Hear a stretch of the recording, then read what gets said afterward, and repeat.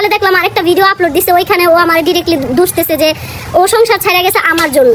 আমার জন্য কিভাবে? ওরা স্বামী স্ত্রী ঝগড়া করছে, এটা কি আমার দোষ? এখানে তো আমি কিছুই বলি নাই।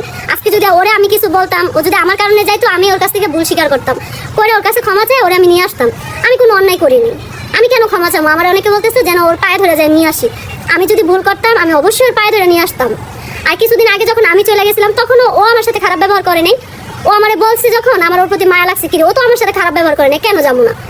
আর এবারও আমি কিন্তু ওর সাথে খারাপ ব্যবহার করি নাই। তো ওর যেটা ভালো মনে হইতেছে ওইটাই করতেছে, তো করতে থাকুক। ওর ভুল যদি ও কোনোদিন বুঝতে পারে ও আসবে।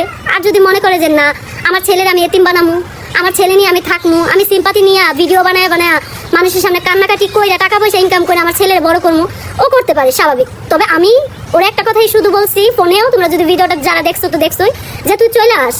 আবার অনেকে বলতেছো যে আমি মনে মনে অনেক খুশি। আমি যদি মনে মনে খুশি হইতাম আমি কখনোই ভিডিও তৈরি করতাম না, আর ভিডিও বানায় ওরা আমি আসতে বলতাম না।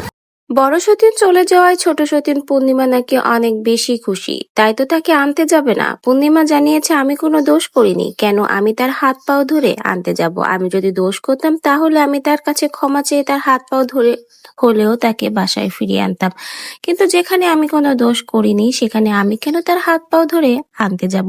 তার সাথে আমার কোনো সমস্যা হয়নি, হয়েছে তার জামাই নয়নের সাথে। কিন্তু এখানে সকলে আমাকেই দোষী মনে করছে। অনেকেই বলছে বড় সতীন চলে যায় আমি নাকি অনেক বেশি মনে মনে খুশি হয়েছি। এছাড়াও আমাকে নিয়ে অনেক বাজে মন্তব্য করছে, কিন্তু ভাই আমি তো বারবার তাকে ফিরে আসতে বলেছি। এখন যদি সে না আসে, ভিডিও করে বাচ্চাকে দেখিয়ে সকলে সিম্পেথি নিয়ে খায়, সেখানে আমি কি করতে পারি?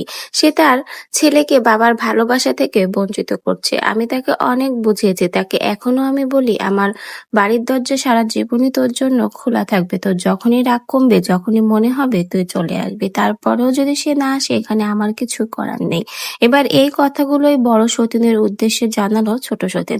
ছোট সতীন তাকে বারবার ফিরে আসার জন্য রিকোয়েস্ট করছে, কিন্তু বড় সতীনের মনে অনেক বেশি অভিমান জমেছে। অভিমানের পাহাড়টা হয়তো বা এবার একটু বেশি উঁচু, তাই তো ছোট সতীনের সকল আকুতি মিনতি উপেক্ষা করে এখনো সে ফিরে আসেনি। তো ভিউয়ার্স, আমরাও চাই দুই সতীন যেন আবারও এক হয়, আবারও যেন বড় সতীন তার মান অভিমান ভুলে ছোট সতীনের সংসারে ফিরে আসে। দুই সতীন মিলে আবারও যেন একসাথে মিলেমিশে সংসার করে।